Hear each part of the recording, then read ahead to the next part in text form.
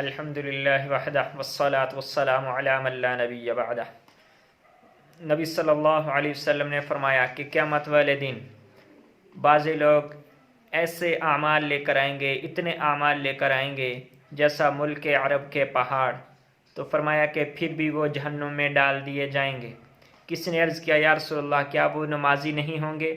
آپ نے فرمایا کہ وہ نمازی بھی ہوں گے، روزہ دار بھی ہوں گے، حتیٰ کہ تہجد گزار بھی ہوں گے، لیکن پھر بھی جہنم میں ڈال دیے جائیں گے۔ کسی نے عرض کیا یا رسول اللہ کیوں؟ آپ صلی اللہ علیہ وسلم نے فرمایا کہ وہ لوگ جب دنیا کی کوئی چیز دیکھتے تھے تو فرمایا کہ ایسے کود پڑتے تھے کہ جائز ناجائز کی بھی پرواہ نہیں کرتے تھے۔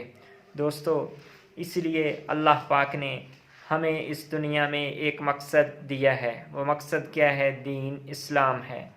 اور بھائی بزرگ دوستو، اسلام کی سربلندی ہے، اور اسلام کیا کہتا ہے، اس لیے علماء سے پوچھنا کہ حلال کیا ہے، حرام کیا ہے۔ دوستو، حلال حرام کی پہچان کرنا ہر مرد عورت پر فرض ہے۔ اس لیے نبی صلی اللہ علیہ وسلم نے فرمایا کہ ہر بالغ مرد عورت پر اتنا علم حاصل کرنا فرض ہے کہ 24 گھنٹے میں حلال حرام جائز ناجائز پاکی ناپاکی کا پتہ چل سکے، اور اللہ کے حکموں کو نبی صلی اللہ علیہ وسلم کے مبارک طریقوں پہ پورا کر سکیں۔ اس لیے دوستو، آج سے ارادہ کرو کہ ہم دین کا علم حاصل کرنے کے لیے گھروں سے نکلیں گے، اللہ کا دین سیکھیں گے اور اس نبی والے علم کو سیکھیں گے۔ تو اس کے لیے سب بھائی کوشش کرتے ہیں نا انشاءاللہ۔ اللہ پاک آپ کو جزائے خیر عطا فرمائے۔